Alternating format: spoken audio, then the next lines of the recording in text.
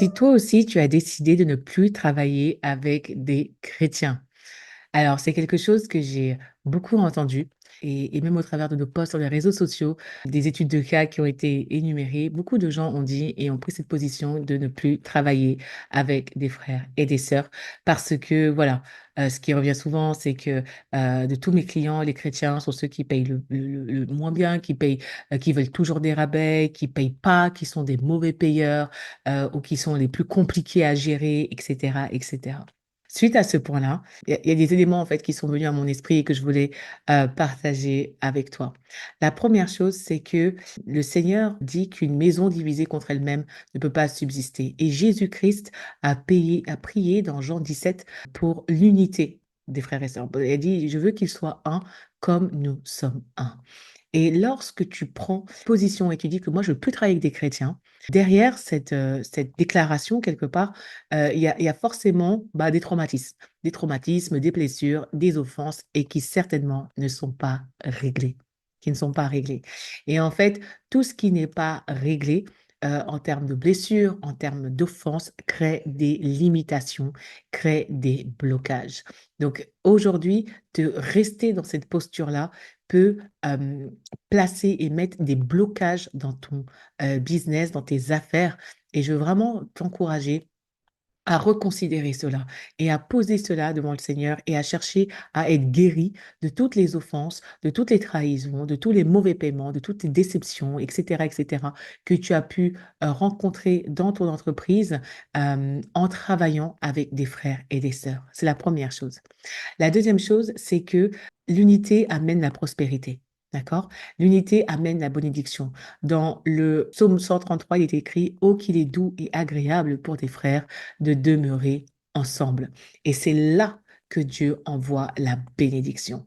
Et on voit qu'il y a un principe spirituel derrière cela qu'on peut décrypter, qu'on peut discerner, voir clairement au travers de différentes communautés aujourd'hui qui savent travailler ensemble, qui savent être unis économiquement parlant, et où on voit la prospérité, on voit un développement, un déploiement se faire.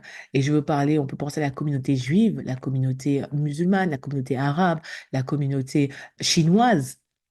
Tous ces peuples ont su et savent comment travailler ensemble et quelque part construire une économie communautaire qui leur est en bénédiction. Et aujourd'hui, nous, en tant que chrétiens, en tant qu'enfants de Dieu, il y a tellement de clivages et tellement de divisions que nous ne sommes pas en mesure de rentrer dans cette dynamique alors que c'est ce que Dieu attend de nous et c'est ce que Dieu veut pour nous.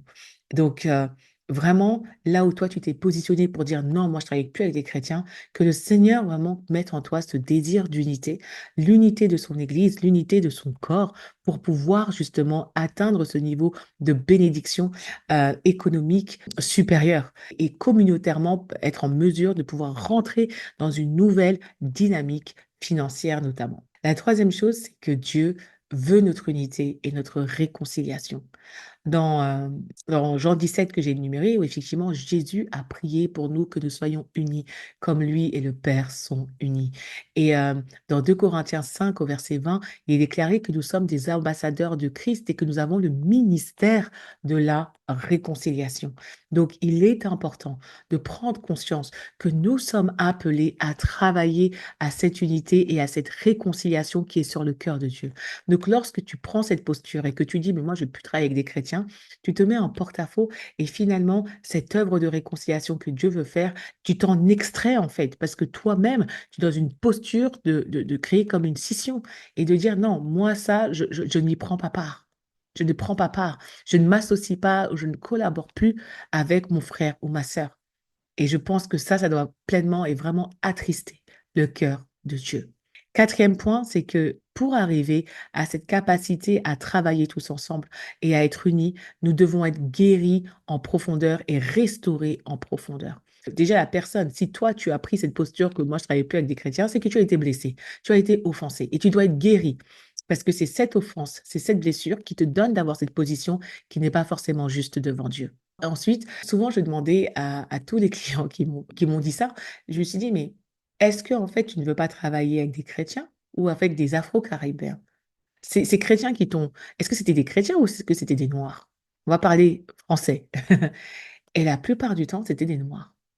Et je crois véritablement que c'est pas un point de jugement, mais qu'effectivement, il y a des blessures générationnelles. Le peuple noir a été touché par l'esclavage, la pauvreté, que ce soit aux Antilles ou en Afrique, et il y a des guérisons profondes à avoir. Lors du congrès, Xavier Molinari va traiter du cas la guérison des blessures liées aux finances. Et générationnellement parlant, il y a forcément eu des blessures qui doivent être guéries. Et certainement que les comportements qui ont été dénigrés dans la relation commerciale ou la relation business, bah, sont dus peut-être à ces blessures-là, générationnelles et non au fait d'être chrétien. Après, dans la culture chrétienne francophone aussi, il y a beaucoup de choses, l'esprit de pauvreté qui est là très fort et donc voilà, donc faut être capable de discerner, mais dans tous les cas, que ce soit d'un côté ou d'un autre, eh ben, il y a des guérisons profondes à avoir.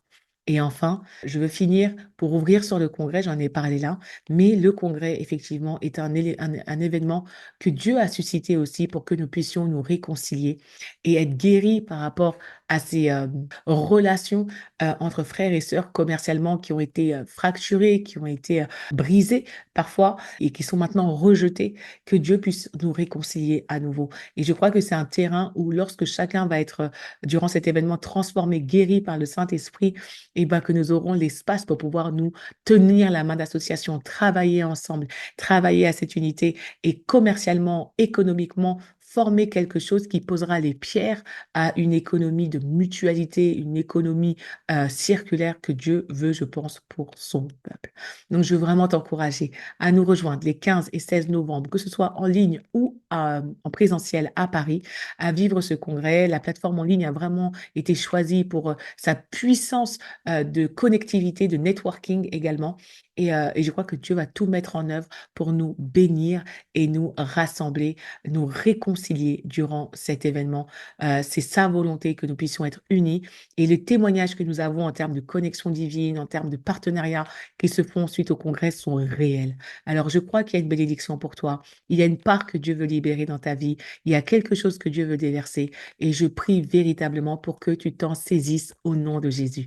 Donc rejoins-nous pour ce congrès, viens prendre ta part et sois pleinement libéré de cette frustration et de ces blessures qui ont pu être causées par des frères et des sœurs dans le cadre de ton business. Donc Père éternel, je te bénis, je te remercie pour mon frère ou pour ma sœur qui m'écoute, l'entrepreneur là qui écoute. Je prie et j'appelle ta guérison dans sa vie maintenant au nom de Jésus. Et je prie pour que tu le réconcilies avec les frères et les sœurs et qu'ils puissent voir véritablement qu'il y a quelque chose de nouveau, Seigneur, et lui donner d'expérimenter une nouvelle dimension de collaboration avec des frères et des sœurs pleinement guéris, pleinement restaurés et qui amène vraiment la prospérité, qui amène vraiment un déploiement économique. Je prie cela au nom de Jésus-Christ et je te remercie pour ta paix et ta bénédiction que tu fais reposer sur sa vie et son entreprise au nom de Jésus. Amen. Amen. Que le Seigneur te bénisse et je te dis à très bientôt, j'espère, pour le congrès. Bye bye. Bonjour, je suis Pascaline Montlouis, la fondatrice de Prière 100% Business et j'ai une profonde conviction. Dieu compte sur les entrepreneurs et va nous utiliser de manière stratégique dans les temps à venir. Et c'est pour cela qu'il nous convoque les 15 et 16 novembre prochains pour la 5e édition du Congrès international des entrepreneurs chrétiens francophones. Cette année, le congrès se tiendra au cœur de Paris, à Paris Épicentre. Le Saint-Esprit a choisi ce lieu pour sa portée prophétique. Au programme, nous aurons des enseignements puissants, des temps de prière et de ministère prophétique. Et il y aura également des stands où tu pourras découvrir des entreprises.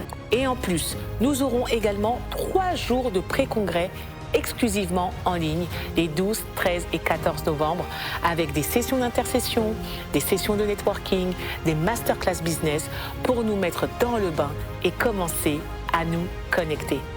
Donc rejoins-nous les 15 et 16 novembre à Paris et en ligne pour vivre ces 2 jours d'impact et de transformation. Que Dieu te bénisse.